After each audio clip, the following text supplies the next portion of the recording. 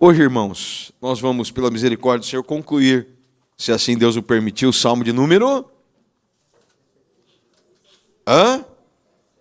73, né? O tema da mensagem de hoje é: a verdade divina prevalece acima das suposições humanas. A verdade divina prevalece acima das suposições humanas. Nós vamos começar a partir do verso de número 12. Nós paramos a semana passada no verso 11 e hoje nós vamos dar continuidade no verso 12. Para quem não viu as mensagens anteriores, nós já falamos a primeira parte, a segunda parte e agora nós estamos na terceira parte. Os irmãos acessem pela internet e assim poderão ter todo o conhecimento desse salmo, o que aconteceu com Asaf e o que Deus fez, porque hoje nós vamos ver a conclusão do salmo, né? Verso de número 12 nos diz assim: assim são os ímpios, sempre despreocupados e aumentam suas riquezas. Irmãos, depois de Asaf ter descrito tudo aquilo que era a prosperidade dos ímpios, ele ainda diz: sempre estão despreocupados e aumentam as suas riquezas. Como é falha a visão humana se não estiver integrada à visão divina? Era mesmo, irmãos, essas palavras é a mesma coisa que Asaf estivesse dizendo: como Deus é falho, porque o ímpio prospera mesmo fazendo tudo errado. Ele estava dizendo como Deus faz coisas que não têm sentido. Como é que pode o ímpio viver despreocupado, aumentar as suas riquezas? Ele não está preocupado se Deus existe ou se Deus não existe, mesmo assim dá tudo certo. Deus, aonde está a lei da semeadura, Senhor? Este era o questionamento do salmista de Asaf nesse momento. Como pode dar tudo certo para os ímpios, sendo que eu faço tudo o que é correto e não dá certo, e para esses caras dá tudo certo? Deus, cadê a sua justiça? Olha a pergunta desse homem, o questionamento desse homem. Mas por quê? Porque ele tinha uma falsa sensação de justiça. Irmãos, isto aqui é muito sério, porque além de nós questionarmos sobre a existência de Deus e sobre o que Deus é realmente, isso também poderá nos levar a pensar como ímpio, a querer agir como tal. Por quê? Porque nós olhamos, o carro dele está lá na garagem, um carrão, né? Tem um bom emprego, ou tem um bom salário, ou tem ações na bolsa de valores. E aí nós começamos a questionar se realmente os nossos valores de servos de Deus estão corretos. Eu tenho tanta luta, tanto problema, tanta aflição. E aí nós queremos relativar, ser relativos com relação à nossa ética, com relação à nossa moral, porque o ímpio não tem nada, não é moral. Para ele, aquilo que é moral aos olhos dele é imoral aos olhos de Deus, mas parece que dá tudo certo. E aí nós podemos querer viver como um ímpio. Nós queremos tratar os nossos negócios, o nosso padrão de vida como do ímpio. Meu irmão, mas que nós possamos ter a misericórdia de Deus sobre nós e que nós não venhamos desejar ter as coisas que o ímpio tem, nem pensar como um ímpio, nem agir como tal. Não negocie os seus valores, irmãos. Aquilo que você aprende aqui na igreja, aquilo que você aprende lendo a palavra de Deus, Não negocie esses valores. Não se deixe levar pelo relativismo moral. Não se deixe, irmãos, negociar por causa de um ponto de vista que você está tendo. Por aquilo que você olha na garagem do ímpio. Por aquilo que você analisa as roupas do ímpio. Porque talvez ele use uma Montblanc no bolso. Não negocie, meu irmão. Porque isto é o que Satanás quer que você faça. Mas para o verdadeiro servo de Deus, que não olha segundo os padrões humanos, só tem uma coisa, só tem um ponto de vista que prevalece, é o ponto de vista divino, aleluia. Porque para nós, irmãos, não existe o meu lado, ou o lado do fulano, ou o lado do ciclano, mas é o ponto de vista de Deus, como Deus vê as coisas. É desta maneira que nós precisamos de observar como Deus vê, aleluia.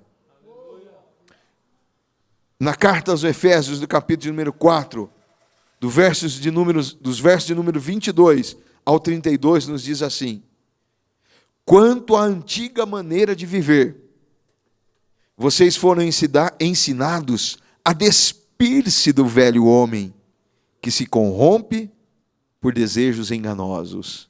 Ou seja, quando nós viemos para a igreja, nós fomos ensinados a tirar todo o pecado do velho homem, a roupa do pecado, a sujeira.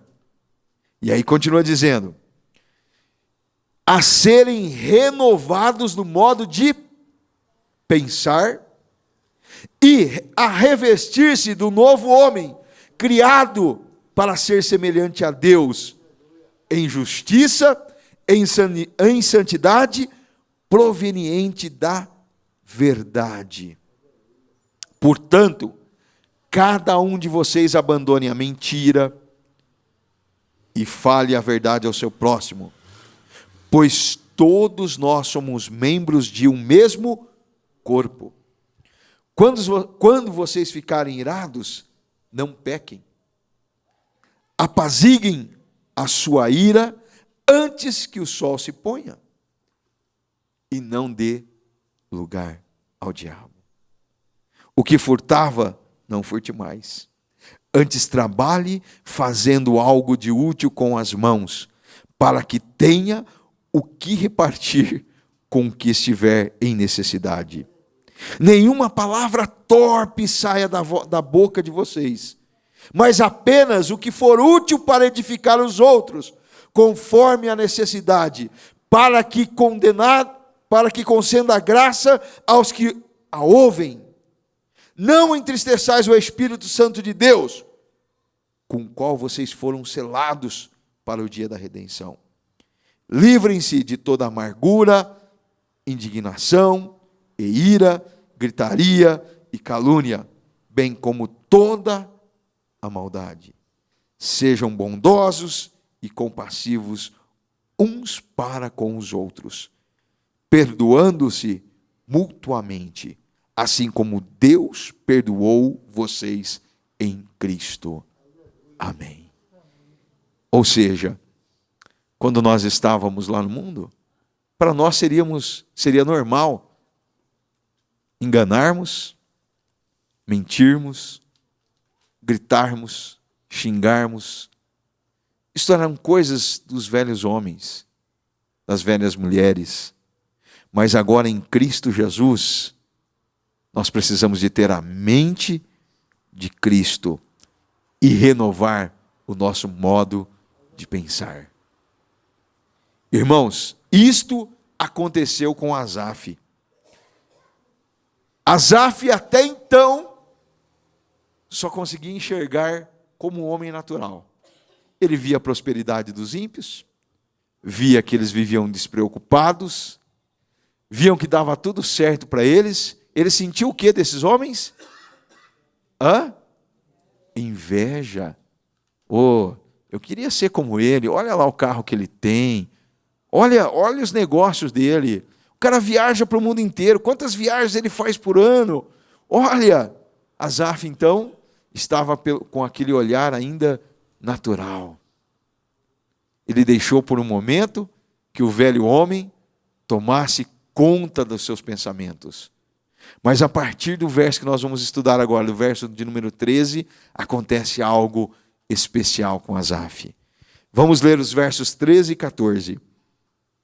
Certamente foi-me inútil manter puro o coração e lavar as mãos na inocência, pois o dia inteiro sou afligido e todas as manhãs sou castigado.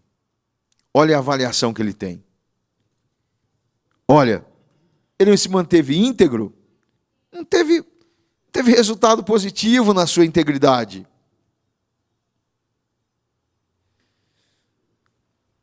Quem sabe as pessoas olhavam para ele, talvez a esposa, amigos, filhos, parentes, e diziam, mas como você é bobo, né? Você faz tudo que é certo e dá tudo errado para você. Ei, não precisa de agir assim não. Vem cá comigo que eu vou te ensinar como fazer as coisas errado para dar tudo certo. Às vezes não é essa a impressão que nós temos?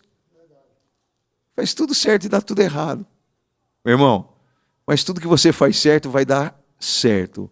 E tudo aquilo que você pratica que for errado vai dar errado. Não tem como. Não tem como ser o inverso. A semana passada aconteceu uma coisa no meu trabalho. O mecânico passou um orçamento para um cliente. E no orçamento tinha dado R$1.000 e poucos, teria que trocar a bomba de combustível do carro, de uma S10. E ele trocou a bomba de combustível e o defeito persistiu. E ele insistiu em descobrir o defeito, descobriu, era um curto num chicote. E aí ele virou para mim, Wesley, eu já passei o orçamento do cliente, ele autorizou. Só que agora eu descobri que não é a bomba de combustível, era só o chicote da bomba que estava em curto. O que eu faço? Como um homem natural, que depende de comissões, o que você faz? Já está aprovado? O cliente paga, não tem problema, não é? Mas, irmãos, quando você tem a mente de Cristo, você fala, não, peraí, Deus providencia. Falei para ele, não, você vai ligar para o cliente agora, você vai falar para ele que ele vai pagar a mão de obra do reparo do chicote e vai devolver essa peça para o estoque. Mas Wesley, o cara já autorizou. Não interessa se o cara autorizou. Nós vamos fazer o que é correto. Quando você age de maneira correta, o Senhor te abençoa. E o Senhor faz prosperar os teus passos. Independente que tudo esteja na contramão, Deus te abençoa na contramão. Deus te abençoa lá naquele momento de adversidade em que todo mundo está dizendo que não tem mais jeito. É lá que Deus vai te abençoar. É lá no fundo do poço, é lá na caverna, é lá nas circunstâncias adversas da vida, é que Deus vai te abençoar. Irmãos, não fique abalado diante das circunstâncias. Mesmo que todo mundo esteja dizendo para você que você é um bobo, é um tolo, continue confiando no Senhor, porque Ele vai te abençoar. No verso número 15 nos diz, se eu tivesse dito, falei com eles, teria traído os teus filhos. Olha, irmãos, muitas pessoas têm uma ideia distorcida com respeito à prosperidade dos ímpios. E muitos deles se envolvem com essas pessoas. Vou pegar tipo uma carona no sucesso desse cara. Vou junto com ele. Muitas pessoas fazendo pactos com ímpios. Mas esse homem disse assim, olha, se eu tivesse andado com eles, se eu tivesse falado com eles, eu teria traído os teus filhos. Ele pensou assim, olha, se eu me envolver com esses ímpios, eu traí a congregação dos justos. Eu traí os filhos de Deus. Eu trairia os filhos de Deus. Mesmo que ele tivesse sentido inveja a princípio, mesmo que ele tivesse desejado ser como aqueles homens, ele teve uma consciência e disse, olha, teria traído os teus filhos. E aí ele toma uma decisão, vou me manter afastado destes. Eu não posso falar com eles, andar com eles, caminhar com eles, compactuar com eles. Ele não faz negócio com esses homens. Quem sabe alguém chegou para ele: Asaf, tanto tempo você está trabalhando aqui de cantor na igreja, ninguém te enxerga, Asaf. Vem para a minha igreja que lá você vai ser diferente. Lá vai ser diferente. Hein? Quantos anos você tem esse negócio, a tua empresa, não vai para frente? Vem comigo aqui, eu vou ser seu sócio, eu vou te ensinar a fazer as maracutaias para que você consiga ganhar dinheiro. Mas esse homem, ao receber as propostas, ele disse: eu não posso me envolver com eles. Eu teria traído os filhos de Deus, eu teria traído a congregação dos justos. Ele opta então a se manter distante. E aí ele faz o seguinte: quando tentei entender tudo isso, verso número 16, achei muito difícil para mim. Apesar de ele se manter distante, ele continuou a tentar entender por que Deus fazia isso. Por que eu faço as coisas certas e parece que não dão certo? E esses caras continuam a fazer o que é errado e aparenta dar certo. Mas, irmãos, quanto mais você tenta entender as coisas pela ótica humana, mais você se confunde. Mais a sua mente entra em parafusos. Porque nós não podemos olhar as coisas, irmãos, pelo olhar natural, mas nós precisamos de ver de maneira sobrenatural. Transformai-vos pela renovação do vosso entendimento.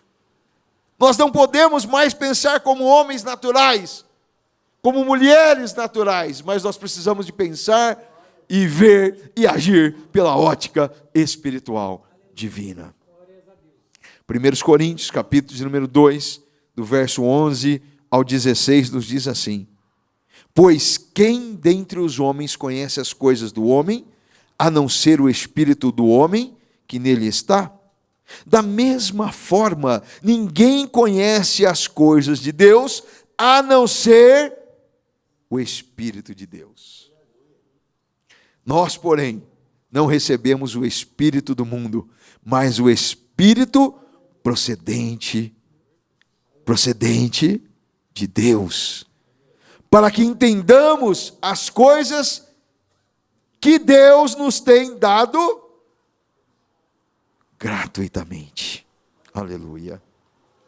Delas também falamos, não com palavras ensinadas pela sabedoria humana, mas com palavras ensinadas pelo Espírito, interpretando verdades espirituais para os que são espirituais. Quem não tem o Espírito não aceita as coisas que vêm do Espírito de Deus, pois lhes são loucura e não são capazes de entendê-las, porque elas não são discernidas espiritualmente. Elas são discernidas espiritualmente.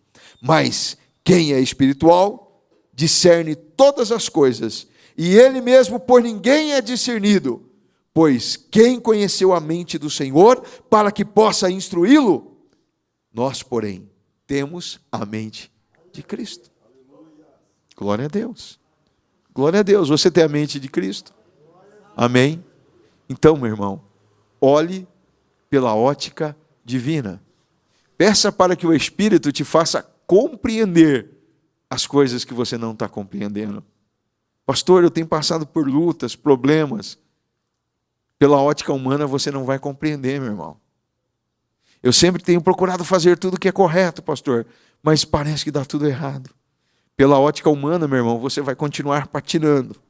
Mas pelo Espírito, irmãos, você vai compreender que Deus está trabalhando e que todas as coisas contribuem para o bem daqueles que amam a Deus. Aleluia! Mas essa luta, Deus está trabalhando. Nessa doença, Deus está contigo. O pastor Luciano orava e na sua oração ele disse de pessoas que estão hospitalizadas e que às vezes não tem um servo de Deus ali para enviar, mas na hora eu entendi quantos servos de Deus estão enfermos, que Deus leva enfermo no hospital, porque ele tem um compromisso com aquela alma que está lá dentro. E aí o servo de Deus não entende: Senhor, o Senhor me colocou enfermo e eu estou hospitalizado, mas lá no hospital, Deus está usando ele para falar com outro. No meio da luta, Deus está usando ele para sentir a mesma dificuldade daquele que está passando por o mesmo problema. E o Senhor usa os seus servos. Mas no momento nós não entendemos, não é?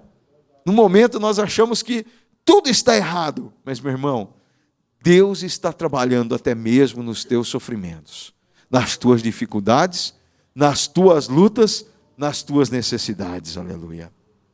Verso de número 17. Até que entrei no santuário de Deus, e então compreendi o destino dos ímpios.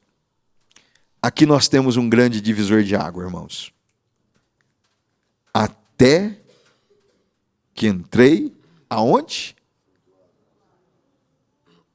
No santuário. Aleluia.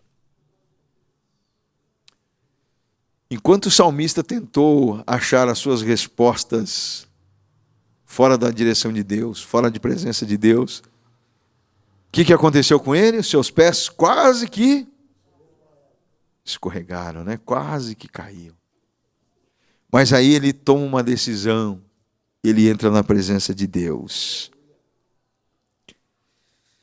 Enquanto ele procurou achar a resposta pelo seu conhecimento empírico, filosófico, teológico, ele não achou a resposta que agradava a sua alma.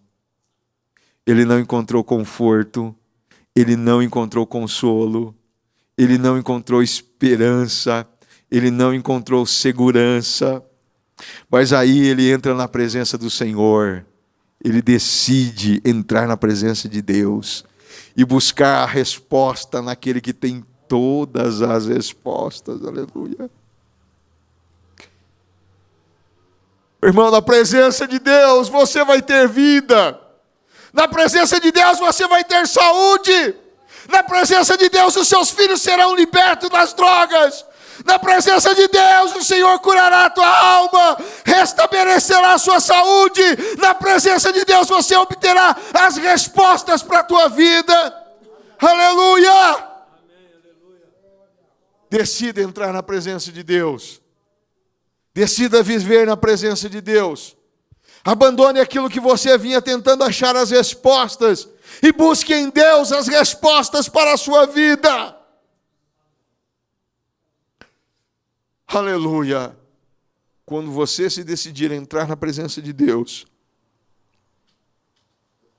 toda inquietação da tua alma, do teu coração, será apaziguada em nome de Jesus. Tem um hino que diz: eu quero estar nesse lugar. Eu quero estar neste lugar, onde o poder não me corrompa, riquezas não me seguem. Eu quero estar neste lugar, onde o mundo não me atraia, paixões não me seduzam. Em tua presença,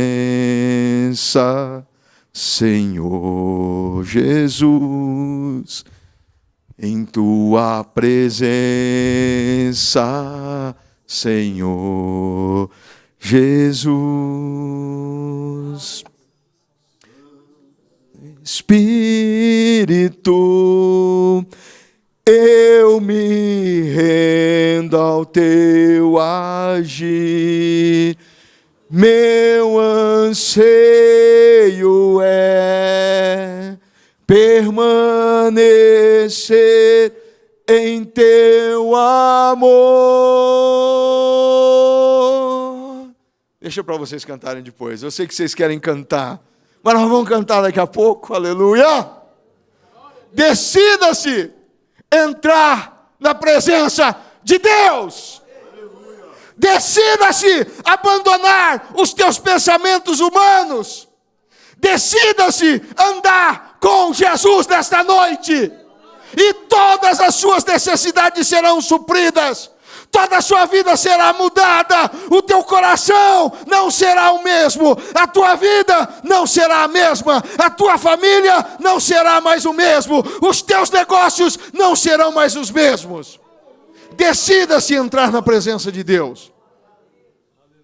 Enquanto nós estamos vivendo como homens naturais, as coisas não acontecem.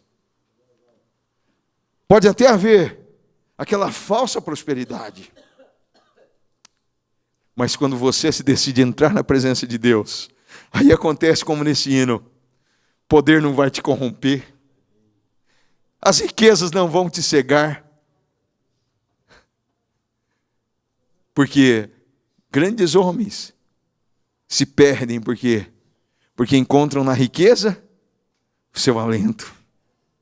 Mas aqui na igreja, na presença do Senhor, as riquezas não te cegam. Você pode ser rico, mas essas riquezas não vão te cegar. Aleluia! Quando você está na presença de Deus, o mundo não te atrai mais. Não tem mais nada importante lá fora. Porque melhor do que estar na presença de Deus não tem outro lugar. É só na presença de Deus. É só com Deus. É só na bênção. É só na prosperidade do Senhor. Estar na presença de Deus é tudo que o homem precisa. E de mais nada, aleluia. É tudo que eu e você precisamos. É de estar na presença do Senhor. Decida-se. Faça como esse homem. Até que entrei no santuário de Deus e compreendi o destino dos ímpios. Até então, o carrão do cara. Olha o emprego do cara. Olha a casa do cara. Olha o dinheiro. Ele ganha em euro, ele ganha em dólar. Tem na bolsa de valores, ele tem várias ações de multinacionais, de todas as multinacionais que ele pode comprar, ele compra.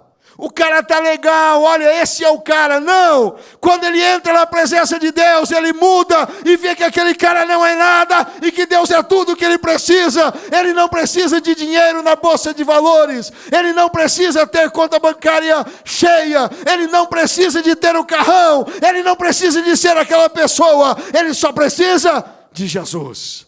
Glória a Deus. Muda os valores. Muda. Ele não enxerga mais aqueles valores da mesma maneira. Então decida-se entrar na presença de Deus. Hoje! E não saia mais. Entre na presença de Deus e não saia mais dela.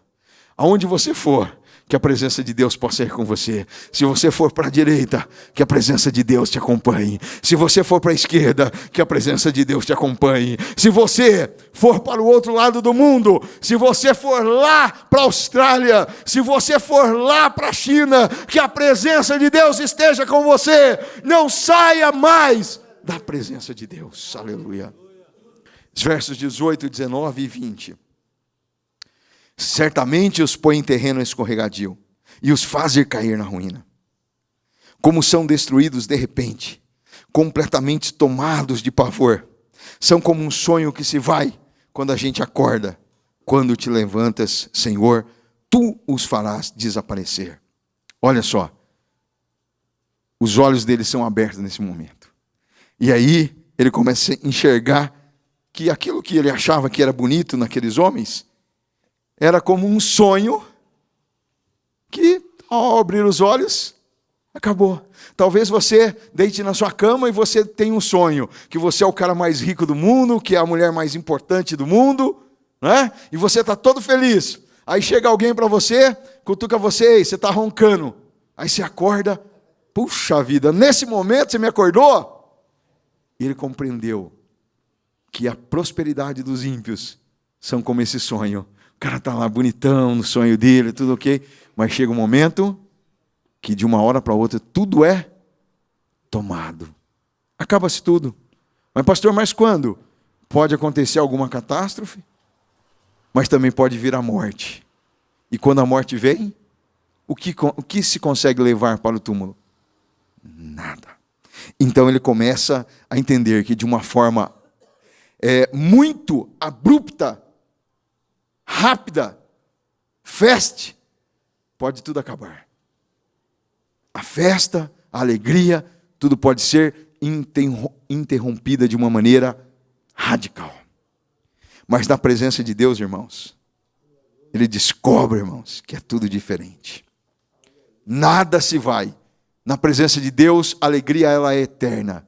A nossa riqueza ela é eterna. Glória a Deus! Meu irmão, na presença de Deus, meu irmão, a sua alegria não terá fim. Na presença de Deus, a sua riqueza será eterna. Nós temos algo que não vai passar, mas será duradouro para todo sempre. Os versos 21 e 22. Quando o meu coração estava amargurado, e no meu íntimo eu senti inveja, agi como um insensato e ignorante. Minha atitude para contigo era como de um animal irracional. Aqui ele faz uma análise introspectiva e ele vê que ele tinha agido de uma maneira irracional com Deus. Porque ele achava que Deus realmente não estava nem aí mais para as coisas. Quem sabe ele já estava pensando como Nietzsche, né? Deus está morto. Ou como a maior mente do nosso século. Olha, Deus nunca existiu. Stephen Hawking nos diz, Deus nunca existiu. Quem sabe ele já estava com esse mesmo pensamento. E aí ele reconhece, Deus, olha, eu era como um animal irracional. Como eu fui ignorante por pensar desta maneira, Senhor. Como eu agi desta maneira, achando que o Senhor realmente se importa com a riqueza do ímpio, que o Senhor não se importa com o justo, com aquele que pratica a justiça, mas o Senhor abençoa. Ele se esqueceu que a bênção de Deus não se trata apenas de riquezas materiais. Eu fui pesquisar, irmãos, sobre o ouro e a prata que o Brasil possui ainda para ser retirado do solo. Daqui 28 anos vai acabar a prata do Brasil. E daqui 36 anos vai acabar o ouro do Brasil. Ou seja, toda a riqueza nessa terra, ela é efêmera, ela termina, ela se acaba. Mas os recursos divinos não se acabam, eles são eternos. Não há escassez com o nosso Deus. O nosso Deus é um Deus sem limites. Aleluia! Tudo na terra tem um limite, vai acabar, é limitado. A água nem se fala. Não vou nem falar da água, que é o bem mais precioso que nós temos, água e ar, né? O ar e a água. Sem oxigênio, nós não vivemos. E sem H2O, também não. Ok? Não estou falando do refrigerante não, hein? Estou falando da água mesmo, né? Porém, irmãos, ele viu aqui que os recursos dos homens terminam, se esgotam, mas os de Deus são infinitos. E ele fala, olha, Senhor, eu sou um insensato. E é tão bom quando nós reconhecemos as nossas falhas diante de Deus. É maravilhoso. Versículos de número 23, 24 e 25 nos diz assim: contudo, sempre estou contigo. Tomas a minha mão direita e me sustens. Tu me diriges com o teu conselho, e depois me receberás com honras. A quem tenho no céu senão a ti? E na terra? Nada mais desejo além de estar junto a ti. Agora aqui ele reconhece, olha, o bem maior que eu tenho, Senhor, não é ser o cantor aqui na tua casa. O bem maior que eu tenho não é a minha casa, não é a minha família, mas o bem maior que eu tenho, Senhor, é estar junto a ti, aleluia. Glória a Deus. Lembra daquela mulher pecadora que foi aos pés do Senhor? E lá nos pés do Senhor ela encontrou tudo. Asaf encontrou tudo na presença de Deus. No bem maior dele, ele começou a entender: Senhor, não é a riqueza, não é o ouro, não é a prosperidade humana, mas é estar na tua presença. O evangelista João, no capítulo número 5 e verso número 24, ele nos diz assim: eu lhes asseguro, quem ouve a minha palavra e crê naquele que me enviou, tem a vida eterna, e não será condenado, mas passou da morte para a vida. Irmão, a riqueza do homem não se leva para o túmulo, mas aqueles que têm Jesus, mesmo depois de morto, ainda têm o seu maior bem, ainda têm a vida eterna. Para nós concluirmos os versos 26, 27 e 28. O meu corpo e o meu coração poderão fraquejar, mas Deus é a força do meu coração e a minha herança para sempre. Os que te abandonam, sem dúvida, perecerão. Tu destrói todos os infiéis, mas para mim, bom é estar perto de Deus. Fiz todo o soberano Senhor o meu refúgio. Proclamarei todos os teus feitos. Amém. Ou seja, aqueles que fazem tudo que é errado e acham que estão levando vantagem, que estão vivendo bem, que estão sendo prósperos, para esses virá a destruição. Mas para aqueles que estão na presença do Senhor, ele só pode fazer uma coisa: proclamar os feitos de Deus, porque Deus é bom. Deus é bom. Verso de número 1, lembra que nós lemos? Certamente Deus é bom para Israel, para os puros de coração. Este verso, como eu expliquei para os irmãos, é a síntese de todo o capítulo, verso número 1. Certamente Deus é bom para Israel e para os puros de coração. Independente da circunstância que você esteja vivendo, diga nesta noite: Deus é bom. Deus, eu não tenho nada. Tu sabes o que eu preciso, mas eu tenho a Ti. E tudo está completo na minha vida.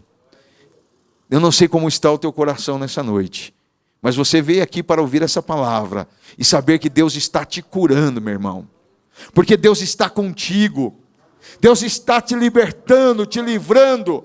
Deus está te fortalecendo nessa noite. Entenda que você não está sozinho e que mesmo que as coisas aparentam estar dando errado, Deus ainda está no controle de todas as coisas. A tua vida pertence a Ele. Você não está sozinho. Entre na presença de Deus nesta noite e não saia mais. Se preciso, chore como aquela mulher nos pés do Senhor. Irmão, Deus ama pessoas desesperadas. Aquela mulher tomou uma decisão desesperada. Eu preciso de chegar na presença de Jesus, de me derramar na sua presença. E foi o que ela fez. Ela chegou lá, se jogou nos pés do Senhor, chorou, depois enxugou os pés do Senhor. Tudo aquilo que era possível para ela, e o impossível ela fez. Você nessa noite, faça o mesmo. Se derrame nos pés do Senhor. Porque a melhor coisa para o homem e para a mulher é entrar na presença de Deus.